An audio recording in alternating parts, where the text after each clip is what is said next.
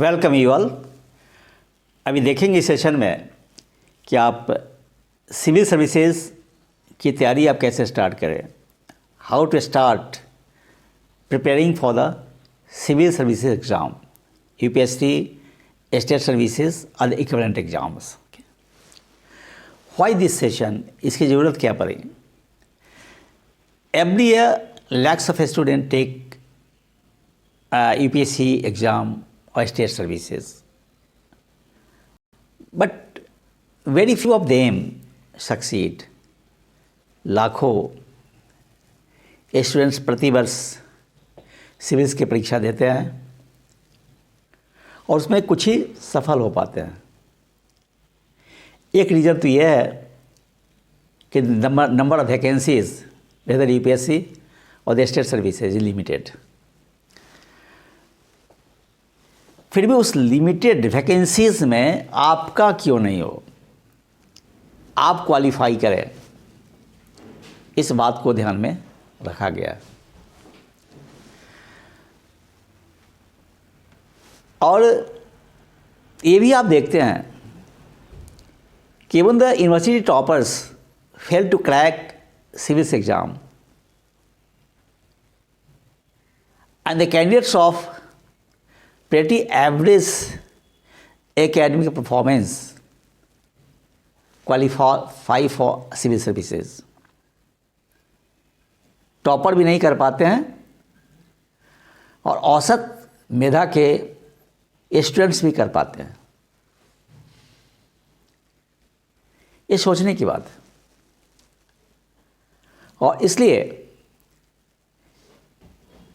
इस लेक्चर को तैयार किया गया है कि your success depends upon the right strategy. जो रणनीति है आपकी वह अच्छी होनी चाहिए और रणनीति अच्छी होगी तो earliest you will crack the exam. आप शुरू में ही फर्स्ट अटेम्प्ट में ही, सेकेंड अटेम्प्ट में ही क्रैक कर लेंगे। यदि ना भी हुआ तो फिर क्वालिफाई तो आप कर ही जाएंगे और नहीं कर पाएंगे तो you will get at par to civils servants. Strategy अच्छी होनी चाहिए, प्लानिंग अच्छी होनी चाहिए, क्योंकि प्लानिंग बिल्कुल ही रेल की पटरी की तरह है। अगर रेल की पटरी अगर ठीक होगी तो ट्रेन का एक्सीडेंट नहीं होगा। आपकी तैयारी के जो तरीके हैं, प्लानिंग है, वो सही है तो आप क्वालिफाई करेंगे ही।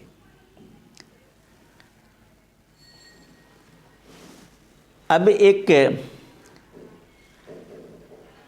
लाइन याद आ रहा है कि your attitude not the aptitude will decide the altitude in life. आपका एटीट्यूड बहुत महत्वपूर्ण है। यदि आपका पॉजिटिव एटीट्यूड है, विनिंग एटीट्यूड है, तो आप एवरेज मेरिट के भी हैं तो आप क्वालिफाई कर जाएंगे। मेहनत तो करना ही पड़ेगा पर अल्टीमेटली एटीट्यूड काउंट्स मोर और attitude is everything in life. Remember the words of Abraham Lincoln. Abraham Lincoln ने कहा था, if I had 8 hours to chop down a tree, I would spend 6 hours to sharpen my axe। यदि हम एक पेड़ को काटने में 8 घंटा लेते हैं, तो कुल्हाड़ी की धार को तेज करने में 6 घंटा भी चाहिए। That is the attitude. So, steps are the beginner's steps. Here, how to start the preparation of civil services and equivalent exam. Now, come to the beginner's steps. Confusion, doubts and queries. Confusion, doubts and queries. मुझे बातें होती है student से. The first confusion on the students I find that they are very much indecisive. They would qualify or not. मेरा होगा कि नहीं होगा, ये पहला कन्फ्यूजन है. और दूसरा कि यदि नहीं होगा तो क्या करेंगे. और यदि आपने मन बना भी लिया, there is still clouds of confusion in the minds of aspirants who try to get a career in civil services. कौन सी किताब पढ़ने होंगे, कितने घंटे पढ़ने होंगे, नहीं होगा तो क्या करेंगे. आप YouTube पे वीडियो के माध्यम से अपने कन्फ्यूजन को, डॉट्स को क्लियर करने का प्रयास करेंगे.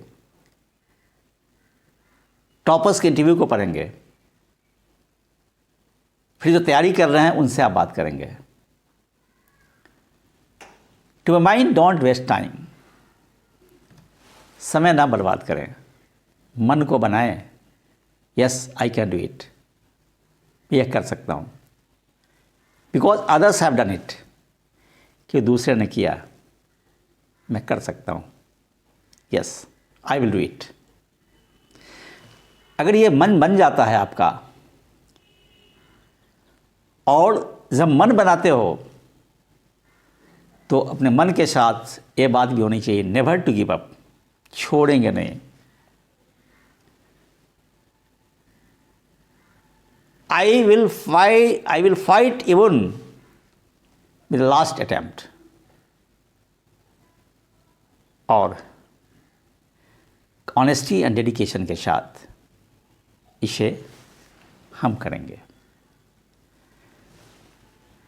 फिर आप वैकेंसी निकलती है, उसके डिटेल्स रहते हैं. जो भी पब्लिक सर्विस कमीशन है, यूपीएससी हो, बीपीएससी हो, जेपीएससी हो, वहाँ से आपको सिलेबस मिल जाता है. वहाँ से आपके स्कीम्स ऑफ एग्ज़ाम मिल जाते हैं. वहाँ से आपको क्वेश्चन पेपर भी मिल जाता है. So you don't need. आप जितना ही लोगों से बात करेंगे उतना ही आपको कन्फ्यूजन होगा. कोई कहेगा कि 18 घंटा पढ़ते हैं, कोई कहेगा 6 घंटा ही पढ़ते हैं. किसी यूपीएससी टॉपर्स का इंटरव्यू रहता है कि उसने 4 घंटा ही पढ़ के कर लिया, जॉब में रहते हुए कर लिया, वीकेंड प्रिपरेशन से ही कर लिया. A lot of things are floating in the environment and you have to save out of it. इससे बचना है. सिर्फ याद रखना है कि yes, I can do it and never I will give up. नहीं छोड़ेंगे. इसलिए अगर ऐसा हो जाता है तो आपके माइंड में फिर कोई कन्फ्यूजन नहीं होगा, कोई डाउट्स नहीं होगा, कोई क्वेरीज नहीं होंगे. और फिर एक बार आपने रोशनी की उम्मीद कर ली तो हर चीज़ें स्पष्ट होती दिखाई पड़ेगी. Next point, right strategy. सही रणनीति. सही रणनीति में तो पहला तो है, पहला स्टेप्स जो मैंने इसके पहले कहा, yes it is possible for me, मैं इसे कर सकता हूँ, मैं इसे करूँगा।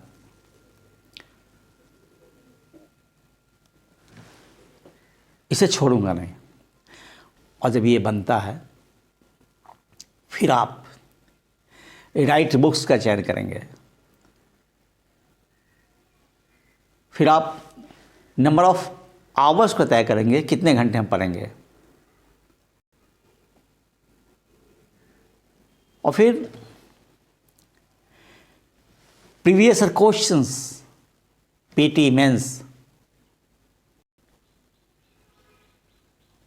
उसको आप देखेंगे, मॉक टेस्ट भी आप देंगे। राइट स्ट्रैटेजी में आप याद रखेंगे कि प्रीलिम्स, मेंस, इंटरव्यू तीनों के स्ट्रैटेजी अलग अलग होंगे। Indeed if you crack PT then you take mains exam, and when you qualify for interview then you go before the interview board, and finally you get selected, or some of you may not. Right strategy में मैं कहूँगा कि 8 hours enough है।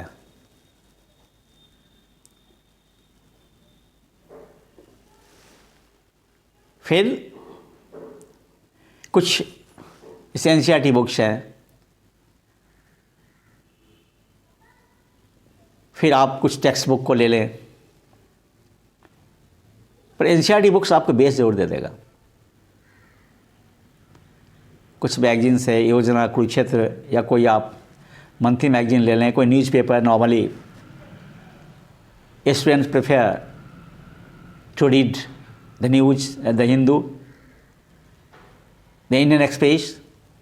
उसमें भी है क्या कि हाउ टू रीड न्यूज़पेपर्स, कैसे न्यूज़पेपर को पढ़ा जाए, कितना समय उसमें दिया जाए, कौन कौन से न्यूज़ हमारे लिए इम्पॉर्टेंट है, और फिर सोते जागते उठते सिविल्स, इसका तो जॉब करना ही पड़ेगा।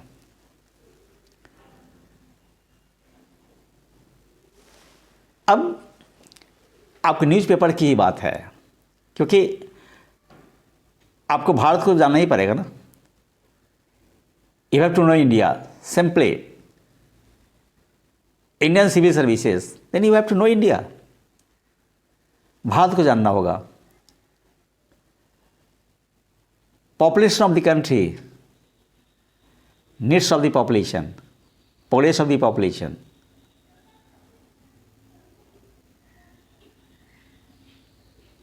और इसके लिए सिलेबस जो पीटी का और मेंस का है, जो आपका ऐसे ही टेबल है, वहाँ पे हमेशा hard copy of the syllabus must be there. Soft नहीं, hard copy of the syllabus आपके पास होना चाहिए। और यदि आपको सिलेबस याद हो गया, याद का मतलब रटना नहीं है, you don't have to go through, go like parrot like memorisation. रटने का मतलब हुआ you should memorise by practice, by reading many times, because hard copy of the syllabus is lying across the surface of the table, so knowingly और unknowingly will see. और धीरे धीरे after some time आपको याद हो जाएगा, और syllabus याद हो जाएगा तो आप समझ लो कि 30% प्रिपरेशन तो आपका हो गया, टेम्परामेंट तो आ गया। तब आपको लगेगा कि जो न्यूज़ पेपर्स में या न्यूज़ बुलेटिन्स में कौन कौन सी चीज़ें हमें रखना है जो हमारे यूपीएससी के लिए इम्पॉर्टेंट है।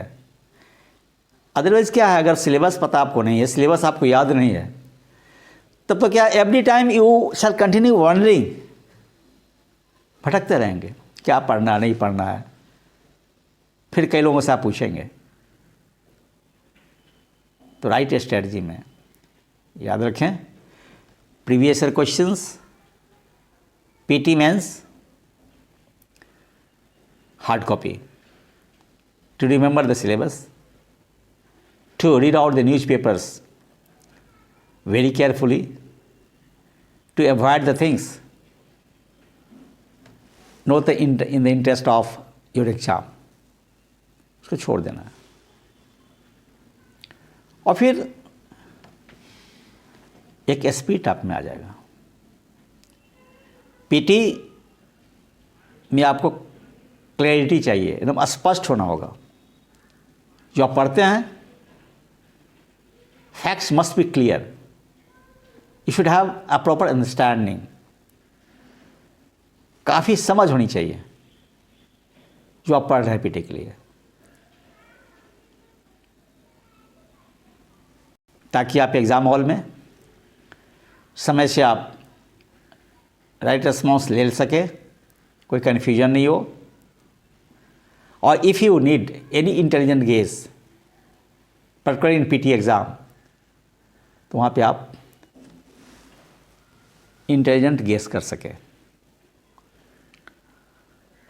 ये बहुत ज़रूरी है. और मेंस में तो बेसिकली आपको अपने सजेशन देने हैं. फैक्ट्स लिखने के बाद भी you have to write your own opinion on the way forward. आपके अपने सोच हैं towards any problems, social, economic, political, cultural, उससे संबंधित क्वेश्चन पूछे जाएंगे. तो वहाँ पे बेसिक्स के बाद आपको अपना ही सुझाव देना है, बैलेंस भी पढ़ना है. तो आपने जो पीटी के लिए पढ़ा या मेंस के लिए पढ़ा, उस फैक्ट्स के आलोक में जब क्वेश्चन आएंगे, आलोक में आपको अपने विचार देने हैं. That is, you should inculcate the art or the aptitude of writing a good way forward so that you can get a good marks in men's exam. Next, come to a right mindset, positive attitude, self-confidence, patience, perseverance. Have right mindset. हमेशा कभी कभी mindset में fluctuation हो सकता है, लेकिन जब भी फ्लक्चुएशन हो तो याद करेंगे नेवर टू गिव अप, छोड़ना नहीं. और पॉजिटिव एटीट्यूड रखने के लिए आप रिस्पॉन्सिबल हैं. मूलतः आप ही रिस्पॉन्सिबल है. Because the positive attitude can create wonders. Wonders दे सकता है, कुछ भी जीवन में बेहतर आयाम दे सकता है. और इसके लिए पॉजिटिव लोगों से एसोसिएट होना चाहिए. To keep up with the sustain positive attitude, you must associate yourself with the positive people. जो कहे आपको yes you can do it, जो आप कर सकते हो, या फिर आपके मनोबल को हमेशा बढ़ाए. आपके फ्रेंड्स भी हो सकते हैं, पेरेंट्स भी हो सकते हैं, ब्रदर सिस्टर्स भी हो सकते हैं. पर अगर कोई नेगेटिविटी अपने घर से आए तो उसको आप छोड़ भी नहीं सकते हैं. लेकिन हमें उससे कैसे बचना है, ये आपकी आर्ट भी होनी चाहिए कि how to save my mindset, my aims and objective for civils. ये हमें करना पड़ेगा. और मैं पहले भी कहा था, once again I am telling you, attitude, that is a positive attitude is everything in life, and it is for the success. Self confidence, आत्मविश्वास तो आप में होना ही चाहिए कि हम कर सकते हैं, क्योंकि परीक्षा के फॉर्म, एग्ज़ाम फॉर्म आप ही को भरना है, एग्ज़ाम आप ही को देना है, रिजल्ट आप ही को लेना है। तो आप में आत्मविश्वास होना ही चाहिए, और सेल्फ कॉन्फिडेंस अगर नहीं रहेगा तब तो दिक्कत हो जाएगी, तब तो किसी भी कैरियर के साथ दिक्कत हो जाएगी। सो हमेशा you must have the self confidence और पेशेंस। धैर्य तो चाहिए ही ना। धैर्य अगर आप खो देंगे तो आज 8 घंटा पढ़ रहे हैं, कभी नहीं पढ़ेंगे, कभी 2 ही घंटा पढ़ेंगे। थोड़ी दिक्कत हुई, एक अटैम्प्ट में पीटी हुआ, दूसरे मेंस नहीं हुआ, दूसरे मेंस होते समय इंटरव्यू नहीं हुआ। See there is 3 tier system of exams. Patience तो चाहिए, क्योंकि आप जानते हैं कि in the world of civil servants in our country, there is a candidate who just cracked PT and got the top position in the final result. तो धैर्य तो चाहिए कि जो व्यक्ति जस्ट पीटी क्वालिफाई करता है, कहीं ना कहीं धैर्य तो है, एटीट्यूड तो है, सोच तो है, इसी को टॉप कर जाए। तो पेशेंस हमेशा रखेंगे, और perseverance, never to give up, कभी छोड़ेंगे नहीं, ये हमारा है। और इसके लिए ऑलवेज मोटिवेट रहिए। मोटिवेशनल स्पीकर्स को भी आप सुन सकते हैं, मोटिवेशनल बुक्स को भी सुन सकते हैं, क्योंकि किताब है, जेफ टैलर की किताब है attitude is everything, very good book, आप उसको पढ़ सकते हैं। या whichever the books you like, just to motivate you the way you want to sustainability of your motivation to get top position in civil exam, आप उसको कर सकते हैं। So have right mindset, positive attitude, self confidence, patience and perseverance. Now a smart hard work, concentration and faith, never to give up. Smart hard work का तो कोई substitute ही नहीं है। There is no substitute to smart and hard work. वो तो करना ही है, क्योंकि सुबह उठने पर both the lion and the deer, दोनों को दौड़ना है जंगल में। शेर इसलिए दौड़ता है कि अगर उसको शिकार नहीं मिल पाया शाम तक तो भूखा मर जाएगा, और हिरन इसलिए दौड़ता है कि तेज़ नहीं दौड़ेंगे तो आज की शाम नहीं देख पाएंगे। तो लेबर तो करना ही है, और कंसंट्रेशन के साथ, क्योंकि शेर के पास ऐसा कंसंट्रेशन होता है, विश्वास होता है, ये सोच के भी दौड़ता है कि हम छोड़ेंगे नहीं, शिकार लेंगे, ताकि शाम तक वो जिंदा रह सके, दूसरा सवेरा देख सके। It is equally good to the life and civils exam. ये हमारे जीवन में भी और सिविल्स एग्जाम के लिए भी सही है। So you need hard work, smart work with full concentration, having faith in yourself and in Almighty, and having attitude never to give up, never to give up. Next, no shortcut to success. कोई shortcut तो है नहीं ना। Exam का 3 steps है, तीनों को crack करना ही है। सिलेबस है उसको करना ही है। तो सफलता के लिए कोई शॉर्टकट है ही नहीं रास्ता।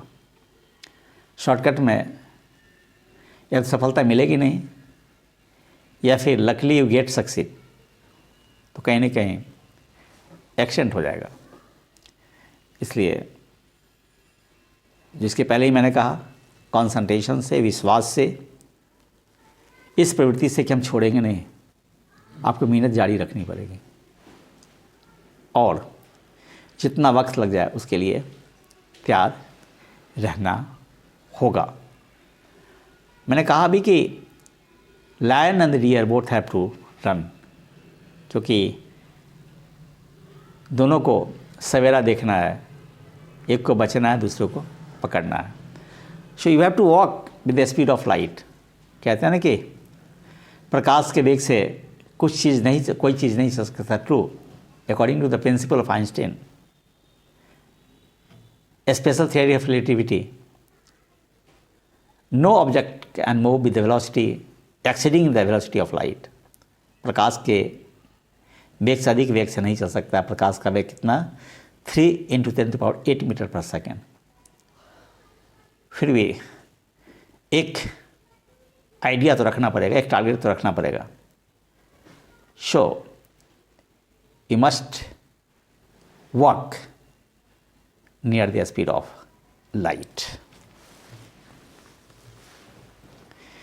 Now come to the quality versus quantity. Quality and quantity, जैसे कोई स्टूडेंट 12 घंटा पढ़ता है और कोई 8 ही घंटा पढ़ता है, कोई 6 घंटा पढ़ता है। कोई 12 घंटा पढ़ा तो हो सकता है कि क्वालिटी मिस करता हो उसका। The number of hours put into the study, 12 hours is definitely more than that of the number of hours, 8 hours। पर निर्भर करता है कि आपका माइंडसेट क्या है, कैसे पढ़ रहे हैं, क्या पढ़ रहे हैं। यदि आप बार बार किसी चीज़ को पढ़ेंगे, एक ही चीज़ को बार बार पढ़ेंगे, डेफिनेटली क्वालिटी इम्प्रूव करेगा। लेकिन अगर एक ही चीज़ को डिफरेंट माध्यम से पढ़ेंगे, हो सकता है क्वालिटी आपका डिस्टर्ब हो जाए। इसलिए मैं तो कहूँगा कि care to the quality of your learning. Quality जो आपने पढ़ा उस पर सोचा, so care to the quality of learning over the quantity of learning. Exam preparation approach, क्या आपका अप्रोच होना चाहिए? फिर मैं रिपीट करता हूँ कि ये सिविल्स के जो सिलेबस हैं वो अपने साथ रखें, hard copy, previous year question को रखें और फिर कुछ मॉडल क्वेश्चन के साथ अभ्यास भी करें। और आप नोट्स ही बनाएं। और मैं तो कहूँगा कि प्रिपरेशन का जो बेस्ट अप्रोच ये है कि should write more than reading. If you read once you must write thrice. अगर एक बार पढ़ते हो तो आप 3 बार पढ़ें। और second thing is that you should read one book many times than to read many books one time। एक किताब को आप बार बार पढ़ें, न कि कई किताब को एक बार। ये इन ए नटसेल जो संक्षेप में हो सकता है एग्ज़ाम प्रिपरेशन का, दैट इज़ दिस।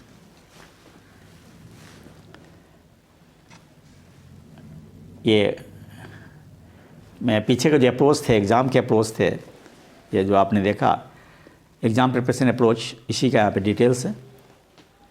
ये conceptual clarity, basic understanding, analytical perspective, balanced view point, way forward. फिर देख लें क्या प्रिपरेशन का अप्रोच होगा। You must have the clear understanding of the basic things of the syllabus. You should care to the analytical perspective and put in the exam the balanced viewpoint along with the way forward. I come to the self-evaluation and periodic assessment. जैसे आप self evaluation हुआ, week में आप एक test रख लें, और मैं तो स्ट्रैटेजी में बात और ही बता दूं आपको कि रोज़ कम से कम आपको 90 मिनट्स राइटिंग अभ्यास करना चाहिए. You should develop the skill of better writing, perfect writing. इसलिए इसे राइट 90 मिनट्स एवरी डे, और एक क्वेश्चन में आपको 8 से 10 मिनट मिलते हैं.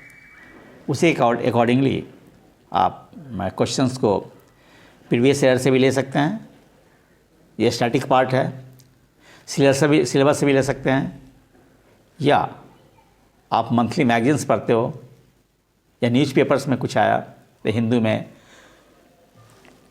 कभी कभी हिंदुस्तान टाइम्स में भी आता है या इंडियन एक्सप्रेस में, वहाँ से भी आप उठा सकते हैं और आप देख सकते हैं कि मेरा परफॉर्मेंस क्या है. मान लेते हैं कि आप किसी भी सेक्शन को उठाते हैं, इंडिया फ्रीडम मूवमेंट को आप उठाते हैं, मान लेते हैं, उससे आपने कहीं 50 क्वेश्चंस लिया आपने, फिर आपने टेस्ट दिया, मॉक टेस्ट दिया, उसमें आप देख लें कितना परफॉर्म कर रहे हैं, बेटर हो रहा है कि नहीं हो रहा. इंटीग्रेटेड 2 अप्रोच होता है यहाँ पे. एक हुआ इंटीग्रेटेड टोटल सिलेबस को लेकर, एक हुआ था यूनिट. तो वीक पॉइंट जो आपका होगा वो यूनिट टेस्ट पे पकड़ आएगा. इसलिए इंटीग्रेटेड में कभी कभी वो सही आपका परफॉर्मेंस नहीं भी दिखेगा. यूनिट टेस्ट में क्या होगा, आप यूनिट टेस्ट देते हैं तो ऑलवेज आप वीक पॉइंट को पकड़ पाएंगे और इम्प्रूव कर पाएंगे. तो आपको देखना है कि हमारा क्या परफॉर्मेंस है, नीचे जा रहा है, ऊपर जा रहा है. So you must go through the self evaluation और the periodic assessment. Last but least, remember and repeat from within. Your attitude, not your aptitude, determines your altitude. Yes, I will do it. I will do it. Always मैं पुनः कहूँगा कि हमेशा अपने mind में रखें, repeat करें, your attitude not your aptitude determines your altitude. अब यहाँ पे एक एटीट्यूड की जो बात है, जैसे मैंने बताया आपको कि 8 आवर्स पढ़ने के लिए, तो मैं बताऊँ कि ये जो आप जो 24 आवर्स जो सबको मिला है, 24 आवर्स को आप 3 पार्ट में बांट दें. एक 8 आवर्स स्टडी के लिए रखिए, 8 आवर्स आप स्लीपिंग दीजिए, और 8 आवर्स जो है आप और भी आपका काम है. You have to talk to mothers, you have to talk to friends, you have to cook the meal. अगर आप घर में नहीं रह रहे हो तो खाना बनाना है. तो meaning thereby attitude develop करने के लिए आप याद रखेंगे 8 + 8 आवर्स, ये फार्मूला रखें. 8 आवर्स स्टडी पढ़ना है आपको, 8 आवर्स स्लीपिंग,